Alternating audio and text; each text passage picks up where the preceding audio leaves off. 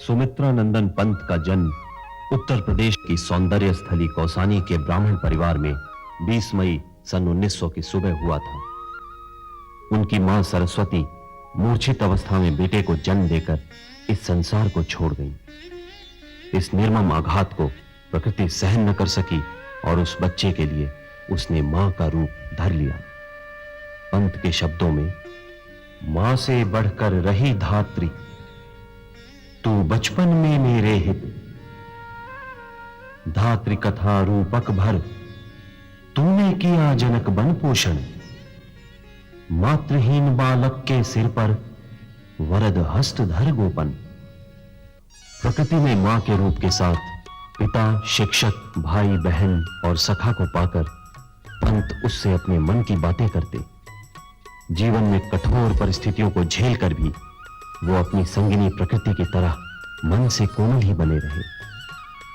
प्रकृति के स्नेह आंचल से बंधे वो उसे देख खुशी से झूम उठते, उससे दूर होकर वियोगी हो जाते। वो प्रकृति के प्रेम को देख कहते हैं, ज्ञात रहस्य मुझे अब क्यों एकाकी जीवन, निज करुणा में मुझे वर लिया तुमने गोपन।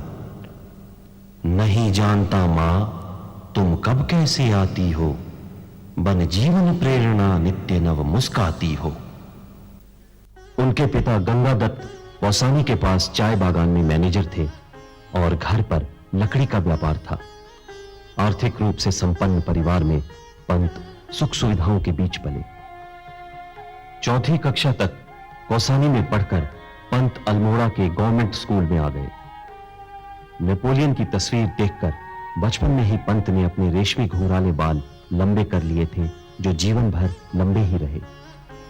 बचपन के गोसाई दत्त नाम को दाखिले के समय बदलकर उन्होंने अपना नाम सुमित्रा नंदन पंत रखकर 10 वर्ष की उम्र में ही अपनी सृजनशीलता का परिचय दे दिया। अल्मोड़ा में पंत ने हारमोनियम और तबले की संगत पर गीत गाने के साथ कविताएं व कहानियां भी लिखना शुरू कर दिया।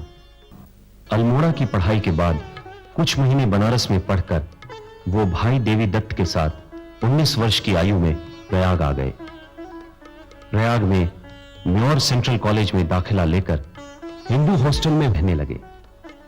हिंदू हॉस्टल में हुए कवि सम्मेलन में जब पंत ने कोमल कंठ से कविता पाठ किया तो सभी श्रोता मंत्रमुग्ध हो गए।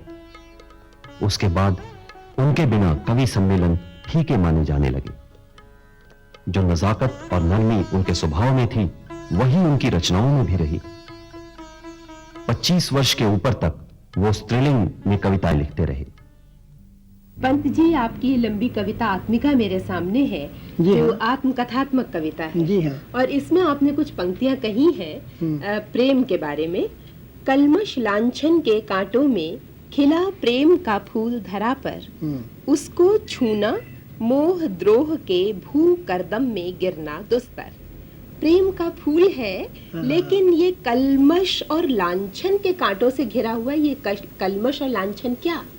ये कलमश और लांछन आज के धरती के जीवन की स्थितियां हैं, जबकि आदमी प्रेमियों पर उंगली उठा लगाना चाहता है और उनको सोचता है कि ये केवल एक पंख में सने हुए लोग हैं, वो प्रेम की ऊंची कल्पना नहीं कर सकता। मैं बहुत किशोरावस्था में ही कविता के प्रति आकर्षित हो गया था और सौंदर्य की प्रतिनिधि कविता को मैंने उपमा दी है स्त्री से, क्योंकि वो भी सौंदर्य की प्रतिनिधि है। सौंदर्य तो हिमालय के अंचल में पैदा होने के कारण मेरे घर का मेहमान रहा है सदैव से। जी हाँ। तो मैं ये कहना चाहता था कि भाई,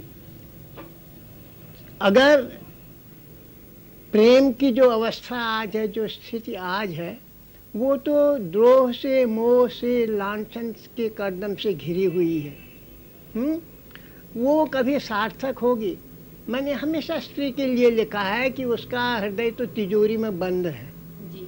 उसको तो ऐसा होना चाहिए जैसे फूल अपने नाल से बंधा रहता है, वैसे स्त्री को अपने प्रियजन से तो बंधा रहना चाहिए घर से, लेकिन अपने हृदय की सौरभ जैसे फूल समस्त लोगों को देता है, वैसे स्त्री को अपनी भावना समस्त लोगों को देनी चाहिए, जिससे कि भावना का आदान प्रदान हो सके।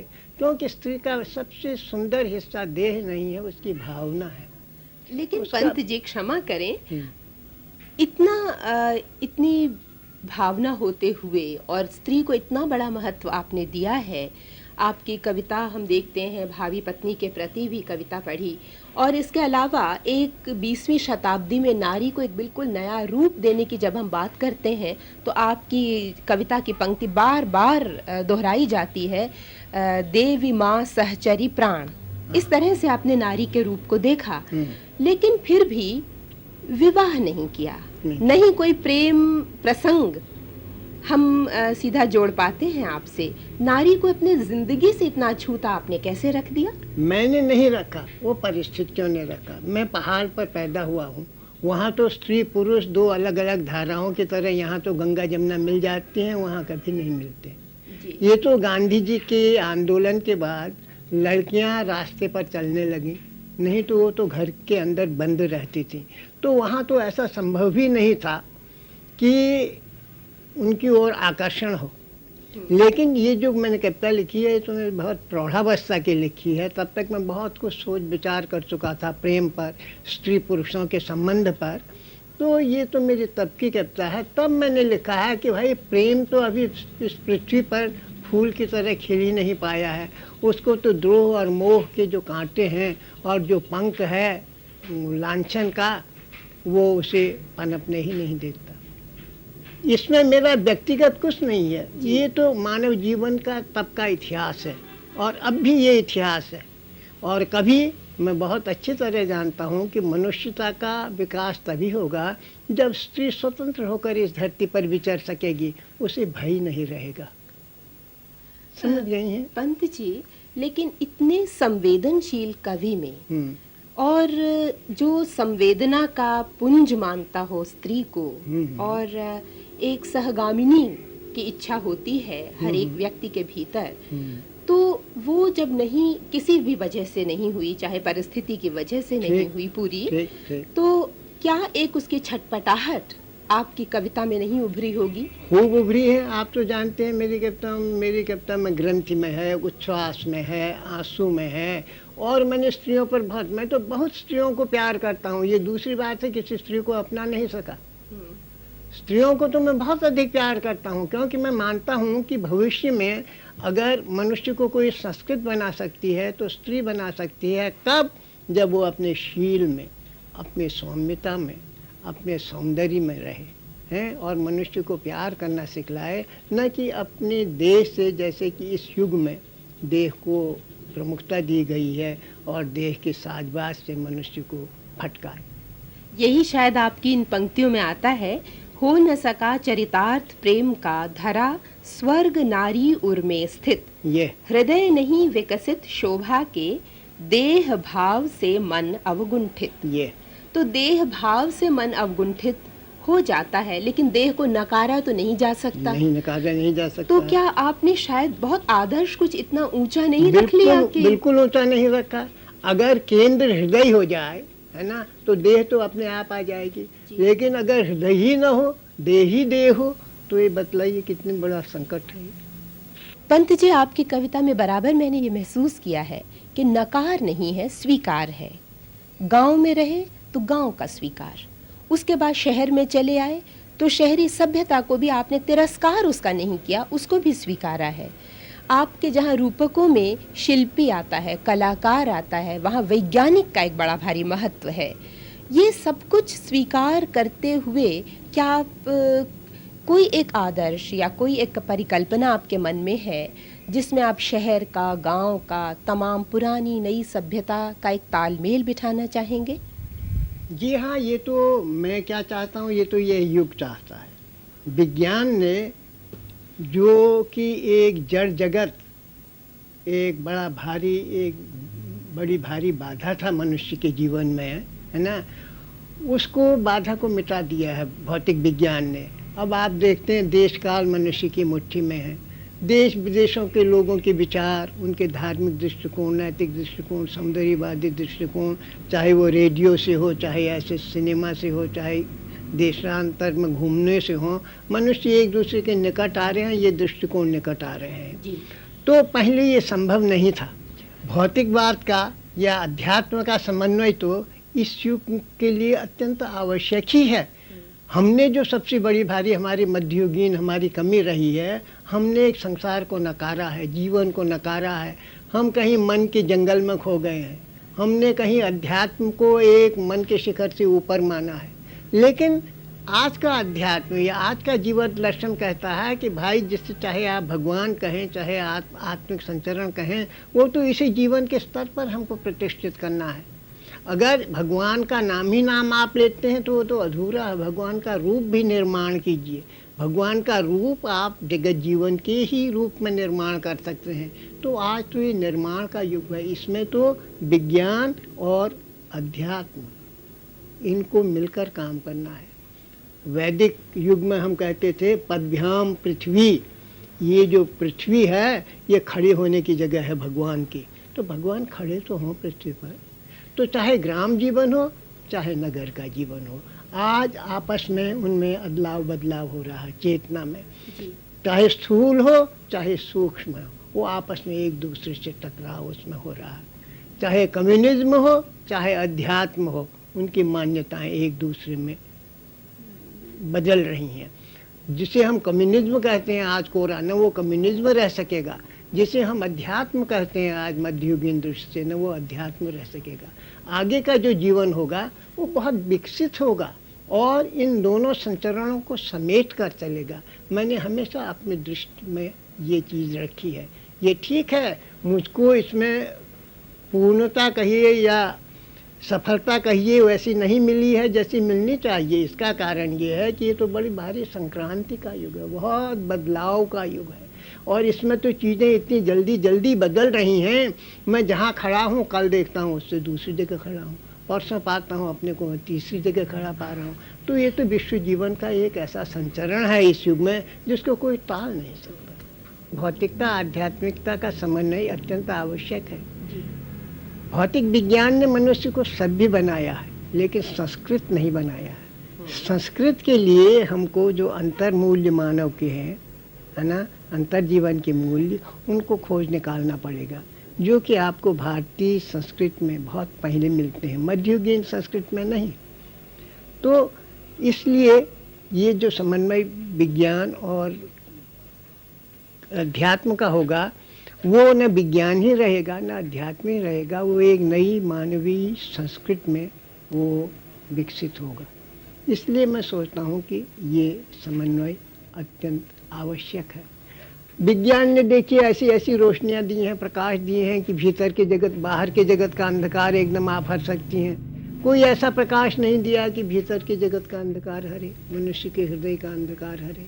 तो इसके लिए तो आपको अंतर्जीवन के मूल्यों को ही खोजना पड़ेगा जो कि आपके पास अध्यात्म में है। इसलिए ये समन्वय अनिवार्य है, पश्चिम के जगत के लिए भी पूर्व के जगत के लिए भी। हमको विज्ञान के मूल्य ग्रहण करने हैं, उनको भारतीय अध्यात्म के मूल्य ग्रहण करने हैं और इससे एक नई मानवता के निर्माण में मुझे ऐसी आशा है कि बहुत सहायता मिलेगी। शायद यही है जो आपने कविताएं लिखी हैं मार्क्स के प्रति, गांधी के प्रति, अरविंद के प्रति, वो उन सब का एक मेल इकट्ठा हो। मार्क्स का बहुत बड़ा एक इस युग के लिए दान है ना, उसने जो दृष्टि दी है वैज्ञानिक दृष्टि, और श्री अरविंद ने तो भारतीय समस्त दर्शन को मत कर उसको आज के युग के अनुरूप बना दिया है।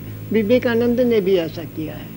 गांधी जी ने तो उसको कर्म की भूमि पर उतार दिया है। तो मैं तो गांधी जी को इस तरह से सबसे संपूर्ण एक तरह से आज के युग के लिए प्रतिनिधि मानता हूँ। जी पंत जी, आपने एक एकाकी जीवन बिताया है, लेकिन साथ ही आपका मित्र समुदाय भी बहुत बड़ा रहा है। हाँ। दोस्तियां बनी, दोस्तियां टूटी, उनका प्यार, उनकी खलिश दोनों आपने पाई।